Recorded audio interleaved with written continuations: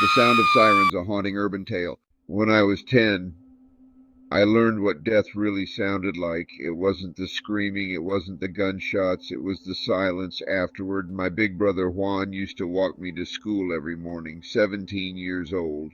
Tall, smooth, always had his headphones in, said music kept him sane.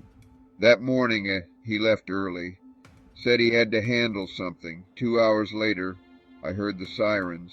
Everybody in the neighborhood heard them, the kind that echo through brick walls and bounce between broken streetlights. I didn't know they were coming for him.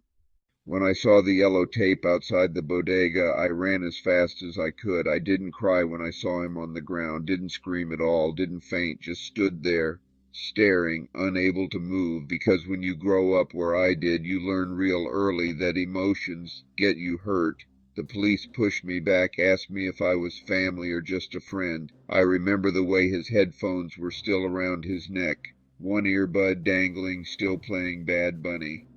Then the song cut off halfway through, that song stay with me for days, the sirens fading into silence and the little hiss from his headphones, like the city itself was holding its breath, waiting. I said family. What haunted me wasn't losing him, it was something deeper, something I couldn't quite name. It was how fast life went back to normal. The block got quiet again as if nothing had ever happened. Kids went back to school. Corner boys started laughing again on the stoop, their voices echoing down the street. Even the bodega reopened 2 days later. Same spot, same smell of burnt grease and stale bread like always. And that same night, I heard my mom humming to herself while doing laundry, humming, like she was trying to sing the pain away quietly. She didn't say a word to me for days, just folded clothes like the world hadn't stopped turning, like nothing had changed.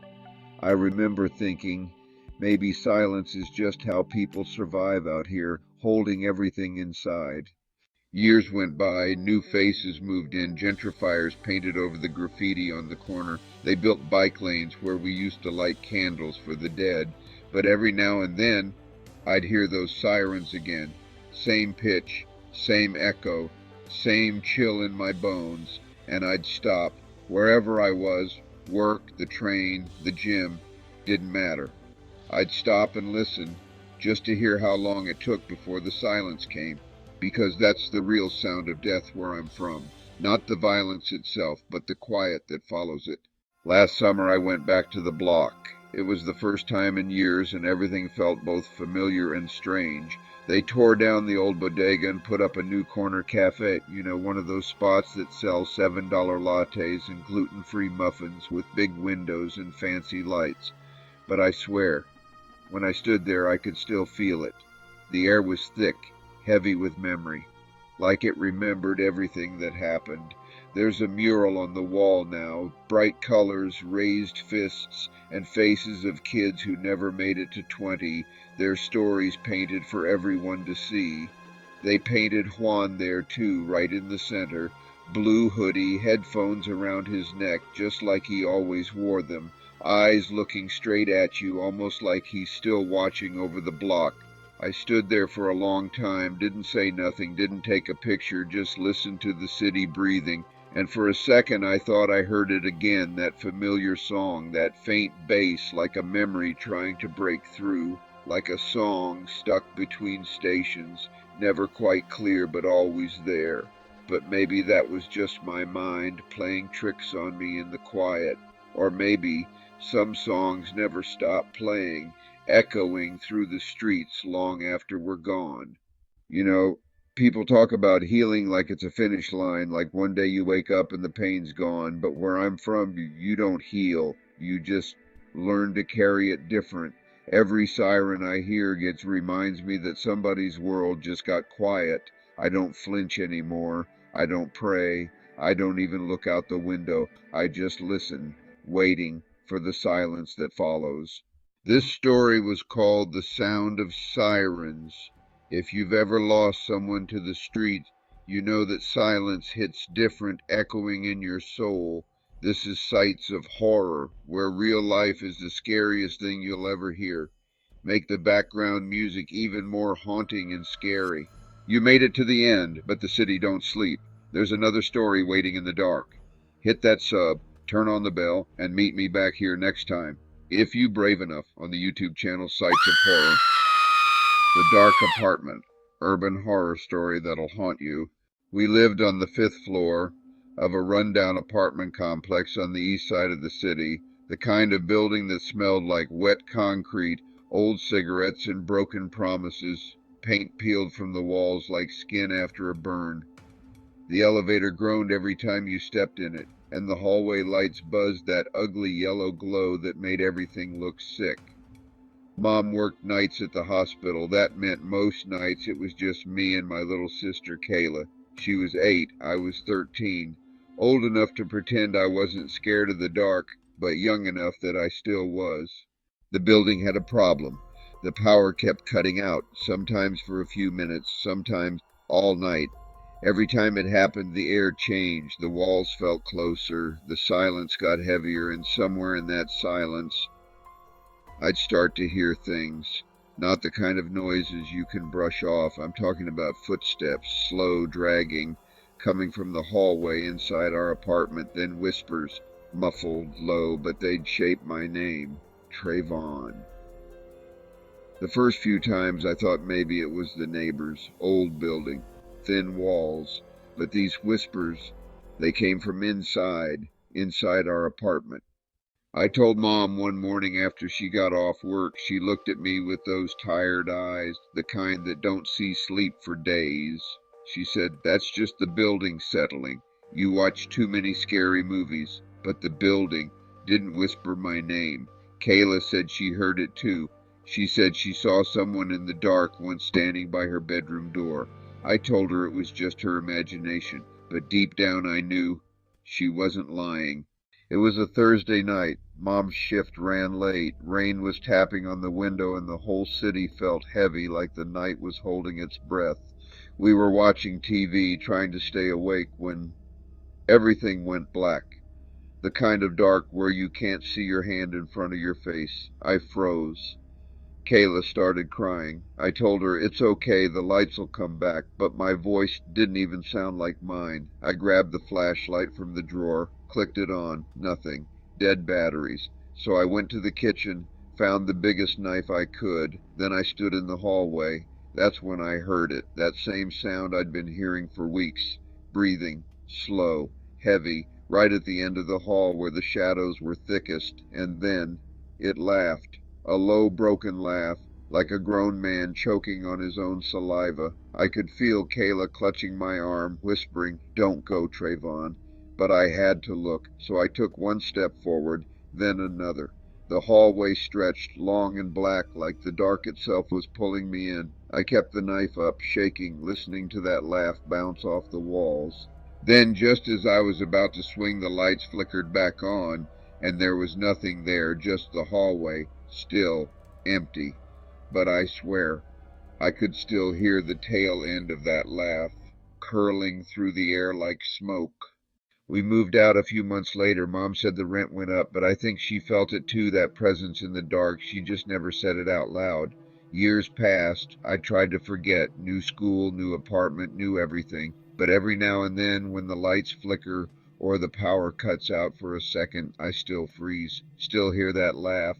A few years ago, I ran into an old neighbor. She was sitting outside the corner store smoking a Newport, and she said something that still makes my stomach drop. She told me the man who used to live in your old apartment killed his family in there, said he did it during a blackout, said they found him in the hallway, knife in hand, smiling.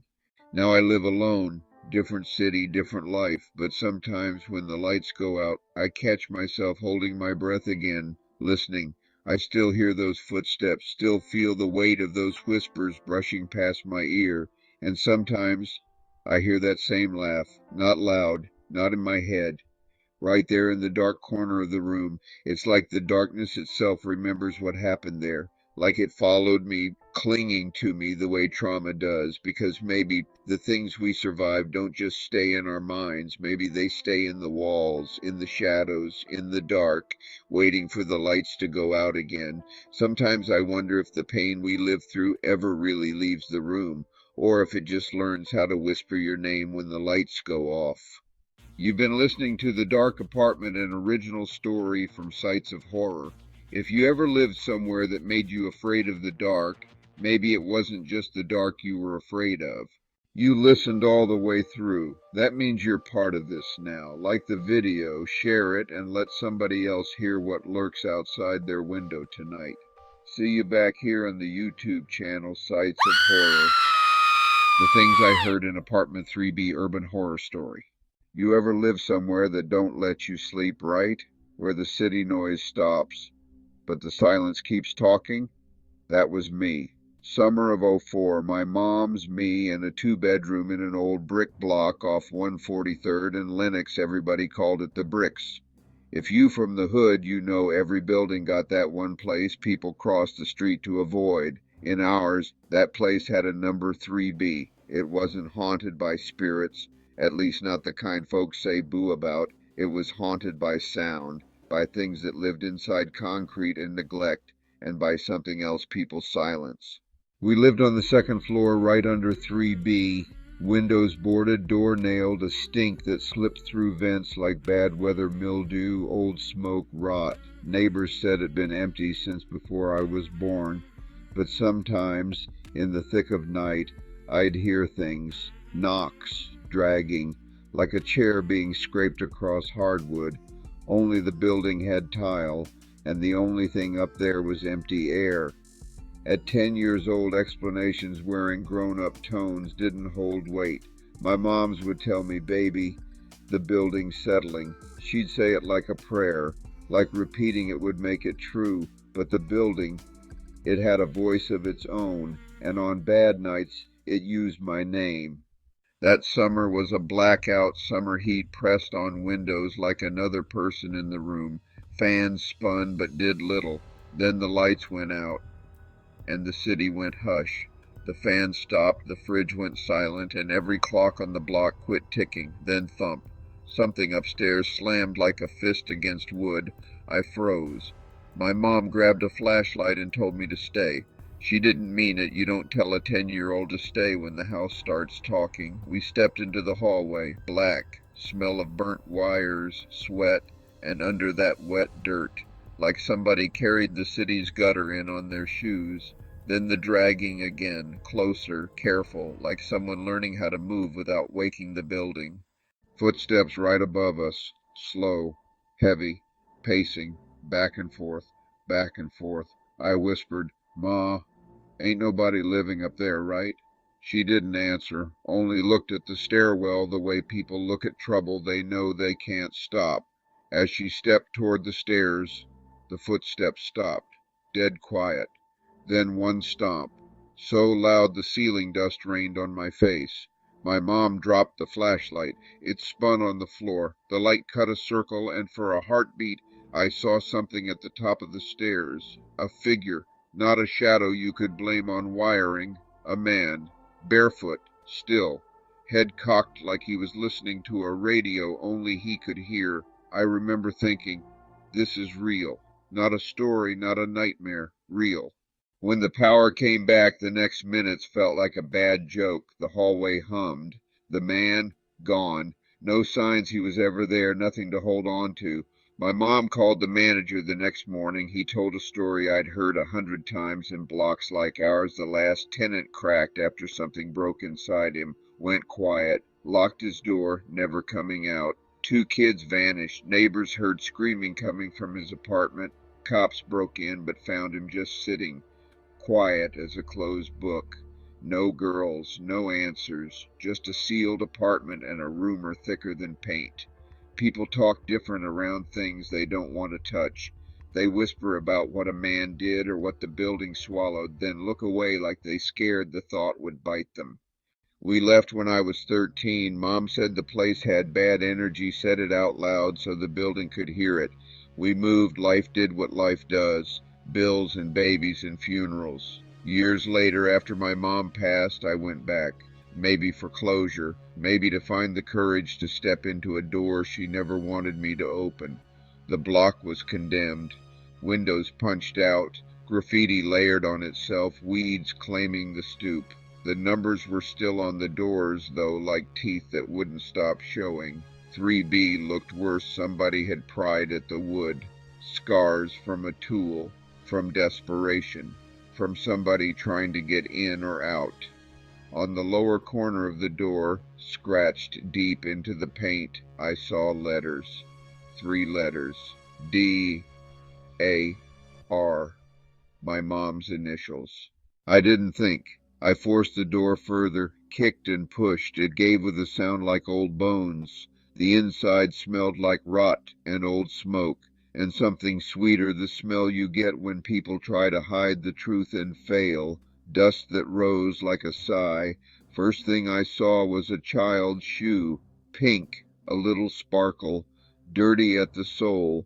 Crayon drawings on the wall, stick figures holding hands, a house, curly hair doll scribbled with a shaking hand. Underneath, in thick marker, these words, "He's still here." The dragging started then. The same sound from my childhood, a slow, patient scrape. It came from the back of the apartment, where the sunlight didn't get.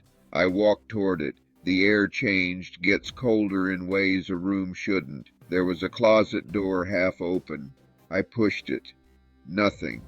A small closet. Walls covered in handprints. Tiny small prints, smeared like someone put the past on display.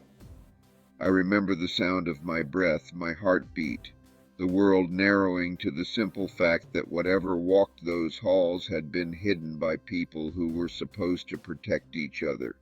On the far wall, in a thin line of dust, someone had written a name. Not mine, not my mom's. Different handwriting, less steady. 3 letters, half smudged, M-E-G.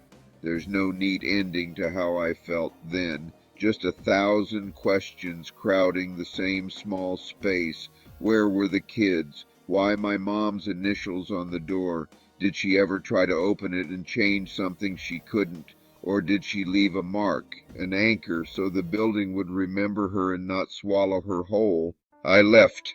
I don't remember running, I just remember the footsteps following me all the way down the hallway, not rushing, not chasing, just steady, like someone making sure to lead you away. Now in my own house, years later, sometimes in the quiet after midnight, I hear a slow drag on the floorboards, not loud, not a presence you can point to, but the cadence is the same, a measured, patient step, always behind me. I tell myself it's memory, trauma folding in on itself, a man made of grief. Sound keeps the shape of what it was. Maybe that's all it is. But then, when the house is breathing slow and the city is a distant hum, I catch the smell sometimes. Burnt wires, wet dirt, like the building left a part of itself in my lungs.